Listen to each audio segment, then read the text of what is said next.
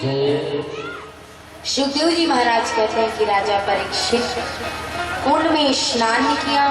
स्नान करने के बाद इन्होंने ब्राह्मणों को उचित दान दक्षिणा किया। इस कुंड का निर्माण जो है परशुराम जी द्वारा किया गया था। और महाराज सभी गोप ग्वाल जो है कृष्ण और बलराम से भेंट की। सभी गोप ग्वाल से कृष्ण कहते हैं कि गोप ग्वाल सबको कृष्ण का नमस्कार। सभी गोपियां के नेत्रों में आंसू बहने लगा। कहने लगे कि कृष्ण इतना समय व्यतीत हो गया, लेकिन आप तो कहकर गए थे कि कुछ ही दिन में मैं ब्रजधाम में आ जाऊं, और आप अभी तक नहीं आए। कितने दिनों के बाद आपका दर्शन हो रहा है, आपका मुझे दर्शन हो रहा है कितने दिनों के बाद। आज साथ सुना देते हुए कृष्ण कन्हैया कहते कि गोपवाल, क्या नंद बाबा यशोदा भी आए हुए हैं? हाँ, आज कृष्ण और बलराम नंद यशोदा से मिलने गए, भेंट किए, चरण कमल में प्रणाम किया। यशोदा मैया की दृष्टि जैसे ही कृष्ण पर पड़ी, यशोदा मैया रोने लगी। कृष्ण, तू तो भूल गया है बेटा, अब द्वारिका का राजा बन गया है ना, और राजा बन गया है तो इस माँ को तो भूल ही गया है। कृष्ण कन्हैया कहते हैं कि माँ यशोदा, भला ऐसा हो सकता है क्या कि कृष्ण यशोदा को भूल जाए?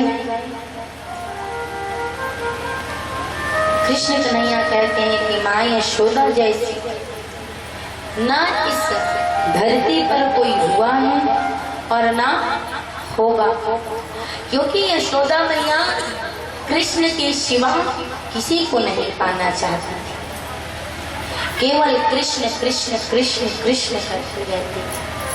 तो माँ, जिस बेटे को आप जैसी माँ मिले, भला वो बेटा अपनी माँ को भूल सकता है क्या? माँ, आप मेरे हृदय में बसते हैं। माँ बुलाया तो उसे जाता है जो दिमाग में बसे, लेकिन नंद और यशोदा तो मेरे दिमाग में नहीं, दिल में बसते हैं। तो प्रभु, आप लोगों को हम भुला ही नहीं सकते। आज कृष्ण भगवान यशोदा मैया से ये बात कह रहे हैं। यशोदा मैया बार बार कृष्ण को अपने हृदय से लगा रही है। प्रेम श्री बोले वृंदावन बिहारी लाल की। आज कृष्ण कन्हैया जो है वो गोपियों को आत्मज्ञान दे रहे हैं। आज भगवान ने सुंदर गोपियों को उपदेश किया। सुखदेव जी महाराज कहते हैं कि राजा परीक्षित, यही द्रौपदी और भगवान की जितनी भी पटरानी थी उनसे मुलाकात हुई, द्रौपदी और भगवान की रानियों का। आज द्रौपदी जो है भगवान की पटरानियों का स्वागत किए और स्वागत करके कह रहे हैं कि बहन, वैसे तो मैं जानती हूँ कि हमारे जो भाई हैं कृष्ण कन्हैया, वो तो सबके चित्त को चुराते हैं। तो आप लोग बताइए कि आपका विवाह कैसे हुआ, कहाँ कहाँ हुआ, भगवान ने क्या क्या लीला करके आप लोगों से विवाह किया? रुक्मणी मैया वृत्तांत सुनाती है कि मेरा जो भाई है रुक्मी, वो मेरा विवाह तय कर दिया था शिशुपाल के साथ, लेकिन मैं कृष्ण कन्हैया को पति के रूप में पाना चाहती थी। इसीलिए ब्राह्मण के हाथ संदेश भिजवाया और कहा कि ब्राह्मण देवता, ये संदेश जा करके आप कृष्ण कन्हैया द्वारिकाधीश को सुना दो। भगवान संदेश पाए और रथ पर चढ़ करके आ गए, और मैं गौरा पूजन करने गई थी, गौरा पूजन कर रही थी। जब करके निकली महाराज, तो सबके मध्य के बीच से उठा करके रथ पे बिठाया और मेरा हरण करके ले गए। ऐसे हुई हमारी विवाह। आज जामवंती सुना रही है कि भगवान सामंतक मणि की खोज में गए हुए थे और मेरे पिता जो है जामवंत जी वो इनके बहुत बड़े भक्त थे। इनका कभी रामा अवतार भी हुआ था और रामा अवतार में मेरे पिताजी जामवंत इनके साथ रहे थे। तो भगवान ने इनको वरदान दिया था कि कृष्ण अवतार होगा तो मैं आपके घर अवश्य आऊंगा आपको दर्शन देने के लिए। तो जामवंत के यहाँ भगवान आए और भगवान ने युद्ध किया। मेरे पिताजी जान गए कि सृष्टि में भगवान के सिवा कोई दूसरा मुझे पराजित नहीं कर सकता, ये परम पिता परमेश्वर मेरे रामचंद्र जी। तो आज भगवान के साथ जो युद्ध किया था, उनसे अपराध हुआ था, उसकी प्रायश्चित करने के लिए, क्षमा याचना करने के लिए मेरा विवाह जो है भगवान के साथ किया और दहेज के रूप में सामंतक मणि भगवान को प्रदान कर दिया। ऐसे हुई हमारी विवाह। सत्यभामा कह रही है कि जामवंती के पिता जिस मणि को रखे थे उस मणि को सूर्य भगवान मेरे पिता शत्रजीत को दिए थे। मेरे पिताजी बिना सोचे समझे कलंक का टीका वासुदेव पर लगा दिए और उस मणि की खोज करने के लिए भगवान निकल गए। जब मणि को ला करके मेरे पिता शत्रजीत को दिया गया तो अपने अपराध का प्रायश्चित करने के लिए मेरे पिताजी ने मेरा विवाह कृष्ण कन्हैया द्वारिकाधीश के साथ कर दिया गया। कालिंदी बताती है कि मैं तपस्या कर रही थी यमुना के पावन तट पर। अर्जुन आए, अर्जुन ने मुझसे पूछा, मैंने सारा वृत्तांत अर्जुन को सुनाया और अर्जुन जो है वो कृष्ण कन्हैया को ये सारी वृत्तांत सुनाए। कृष्ण कन्हैया रथ पर सवार हो करके हमें रथ पे बिठा करके द्वारिकापुरी ले आए। ऐसे हमारा विवाह हुआ। आज मित्र वृंदा जो है यही बात बताई कि मेरा हरण करके भगवान द्वारिकापुरी ला करके मेरा विधिवत पानी ग्रहण किया। नग्न जीती बताई कि मेरे पिताजी की प्रतिज्ञा थी कि इस द्वंद्वांत बैलों को कोई भी नाथ लेगा तो मुझे स्वयंवर में जीत लेगा। भगवान ने सबके देखते देखते उस द्वंद्वांत बैलों को एक ही बार में नाथ लिया। इस तरह से हम दोनों का विवाह संपन्न हुआ। लक्ष्मणा ने यही बात जो है द्रौपदी से बताई। अब ऐसे करते करते 8 रानियों ने अपने विवाह का वर्णन किया। 16,100 जो रानियां थी उन्होंने कहा कि हमें भौमासुर का एक दैत्य था, वो हमें बंदी बना लिया था और भगवान इसके चरण कमल में हम निवेदन किए, प्रणाम किए तो हमें भौमासुर का उद्धार करके उसके कारागृह से हमारी मुक्ति कराई, हमें छुड़ाया गया और भगवान के साथ हमारा विवाह संपन्न हो गया। आज द्रौपदी मैया ने शादी की बात सुन करके, विवाह की बात सुन करके मन ही मन मुस्कुरा रही है कि वाह छोर, हे मेरे भाई, आप पृथ्वी पर रह करके इतना लीला कर रहे हैं और मैं धन्य हूँ जो आपकी बहन कहलाती हूँ और इस लीला को मैं अपनी आंखों से देख रही हूँ। आज द्रौपदी मैया भगवान के चरण कमल में प्रार्थना कर रही है कि भैया जब तक इस शरीर में प्राण है तब तक ऐसे ही आपके लीला चरित्र को अपनी आंखों से देखती रहूं, लीला को देखती रहूं और आपका सानिध्य ऐसे ही मुझे प्राप्त होता रहे। प्रेम से बोलिए वृंदावन बिहारी लाल की, राधा माधव सरकार की। नारायण श्रीमन नारायण, श्रीमन नारायण नारायण नारायण।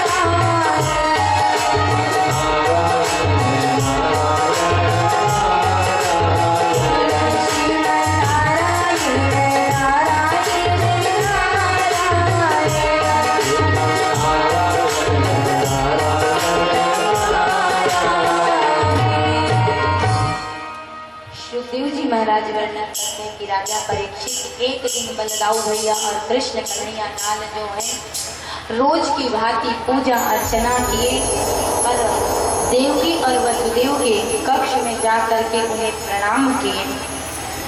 जैसे ही कृष्ण कन्हैया बलदाऊ जी प्रणाम करके कक्ष से निकले तो कुछ ऋषि महात्मा जो है तीर्थ यात्रा करके भगवान के द्वारिकाधीश के यहाँ गए और जा करके उनके चरण कमल में निवेदन किए कि प्रभु धन्य भाग हमारा जो आप जैसे परम पिता परमेश्वर का हमें दर्शन प्राप्त हुआ। कृष्ण कन्हैया कहते हैं कि आप क्या कर रहे हैं, आप ब्राह्मण देवता हैं, आपको हमारे चरण कमल में प्रणाम नहीं करना चाहिए, हम आपके चरण कमल में प्रणाम करते हैं। आज कृष्ण कन्हैया से ऋषि महात्मा कह रहे हैं कि प्रभु आप कितने सरल हैं, खुद इस जगत के राजा हैं, इस जगत के भगवान हैं, इस जगत के पति हैं, लेकिन आप कह रहे हैं कि आप ब्राह्मण देवताओं के चरण कमल में मेरा प्रणाम है। प्रभु आपका दर्शन हो गया, यही हमारे लिए बहुत है। आज शुद्धदेव जी महाराज कहते हैं कि उन ब्राह्मणों का स्वागत सत्कार किया गया और उन्हें दान दक्षिणा दिया गया। जब भगवान के दर्शन करके ऋषि महात्मा जाने लगे तो वहां पर कृष्ण कन्हैया के पिता वासुदेव आए और वासुदेव आकर के संतों से कहने लगे कि हे ऋषि महात्माओं, आपके चरण कमल में मेरा प्रणाम है। आपसे मैं ये ज्ञान लेना चाहता हूँ कि मनुष्य को शांति प्राप्त करने के लिए, सही मार्ग में जाने के लिए कौन सा कर्म करना चाहिए। ऋषि महात्मा कहते हैं कि वासुदेव जी आप तो कृष्ण के पिता हैं और कृष्ण कौन है, इस जगत के स्वामी हैं, तो आपको शांति रोज मिल रही है, लेकिन आपने प्रश्न किया है तो आपको हम बता देते हैं। शांति प्राप्त करने के लिए मनुष्य को नारायण यज्ञ करना चाहिए, वैष्णव यज्ञ करना चाहिए। आज वासुदेव ने जैसे ही ऋषि मुनि के मुख से सुना कि यज्ञ करना चाहिए, आज तुरंत ऋषि महात्माओं को कहने लगे फिर आप मत जाइए, आप मेरा यज्ञ संपन्न करवाइए। वासुदेव कृष्ण के पिता आज यज्ञ की सामग्री इकट्ठा किए और यज्ञ करवाना प्रारंभ कर दिया। देश कोने कोने से आज राजाएं आए हुए थे। हस्तिनापुर से धृतराष्ट्र, दुर्योधन, गंधारी सब आए हुए थे और ब्रजवासियों को भी निमंत्रण भिजवाया गया था। शुद्धदेव जी महाराज कहते हैं कि राजा परीक्षित यज्ञ संपन्न हुआ, सभी ब्राह्मणों को उचित दान दक्षिणा दिया गया और उनको विदा किया। अब महाराज इधर धृतराष्ट्र और गंधारी, दुर्योधन सभी जितने भी आए हुए अतिथि थे सबको वासुदेव ने उचित उपहार दिया और आज धृतराष्ट्र, दुर्योधन, गंधारी जो है विदा लिए। इधर भगवान ब्रजवासियों के पास आते हैं और कहते हैं कि ब्रजवासियों आप ब्रज नहीं जाओगे? कहे प्रभु इतने दिनों बाद तो भेंट हो रही है और आप कह रहे हैं कि आपको छोड़ करके हम ब्रज धाम चले जाएं। नहीं प्रभु नहीं जाएंगे। तब कृष्ण कन्हैया कहते हैं कि नहीं, आपको जाना ही होगा। आज सभी गोपियां कृष्ण भगवान के मुख को देख करके मंत्र मुग्ध हो गए, मूर्छित हो गए, ध्यान मग्न हो गए। कृष्ण कन्हैया कहते हैं कि हे गोप गोपियो, अब ब्रजधाम को आप प्रस्थान करिए, चलिए। आज कृष्ण भगवान से विदा लेकर के जितने भी ब्रजवासी हैं सभी बैलगाड़ी छकड़ों पर अपना सामान रख करके वृंदावन धाम की ओर चले गए। उद्धव जी महाराज कहते हैं कि कृष्ण आप तो कहते हो कि ब्रजवासियों में आपका प्राण बसता है, आप तन से यहाँ हैं लेकिन आपका मन जो है वो वृंदावन धाम में है। और जब आज ब्रज के लोग यहाँ आए हुए हैं तो आप उन्हें भगा दिए, कहने लगे कि ब्रजधाम में जाओ। कृष्ण जी कहते हैं कि उद्धव, मैं ये झूठ नहीं कहता, सच ही कहता हूँ कि ब्रजवासियों पर मेरा प्राण बसता है, मेरे प्राण है ब्रजवासी। मैं तन से यहाँ हूँ लेकिन मेरा मन नित्य वृंदावन में रहता है। तो प्रभु आपने इनको भगाया क्यों? तो कहे गोप ग्वाल यहाँ रह जाते तो उन्हें देखकर मैं जो कार्य करने आया हूँ वो कार्य नहीं कर सकता। और फिर वृंदावन में राधा रानी अकेली है, उनके साथ भी तो कोई होना चाहिए। इसीलिए उद्धव मैंने उनको वृंदावन धाम भेज दिया। उद्धव मुझे वृंदावन बहुत नीको लागे। कृष्ण जी कहते हैं मोहे लागो वृंदावन नीको, मोहे लागे वृंदावन नीको, मोहे लागे वृंदावन नीको, मोहे लागे वृंदावन नीको, मोहे लागे वृंदावन नीको, लागे वृंदावन नीको, मोहे लागे सभी अपनाने की सेवा करते हुए लागे वृंदावन नीको।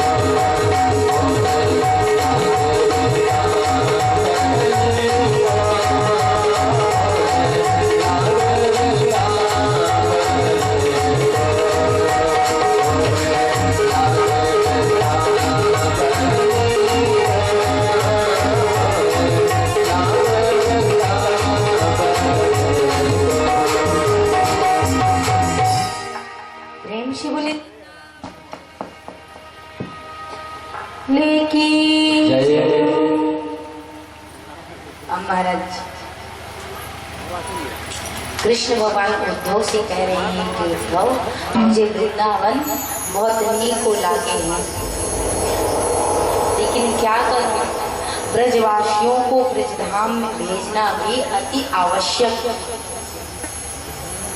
आज जितने भी ब्रजवासी हैं सभी वृंदावन धाम पहुंच गए। प्रेम से बोले वृंदावन बिहारी लाल की।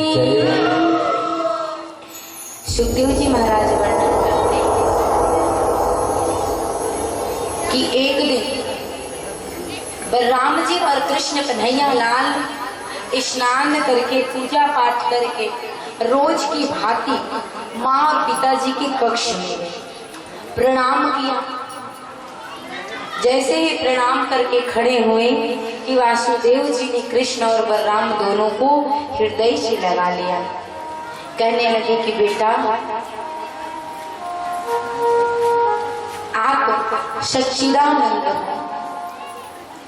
मुझे याद है ब्राह्मण मुझे बताए हैं कि आप दोनों इस पृथ्वी के भार को उतारने के लिए जन्म लेकर के आए हुए। और बेटा जब हमारे यहाँ आप पुत्र बन कर के आए तो मुझे मोह हो गया, पुत्र का मोह हो गया। मैं इस ब्रह्म स्वरूप को नहीं पहचान पाया। बेटा मैं जानता हूँ कि तुम मेरे पुत्र नहीं हो, इस पृथ्वी पर लीला करने के लिए आए हुए हो और मैं तुम्हें पुत्र मान करके तुम्हें प्रेम करता, स्नेह करता।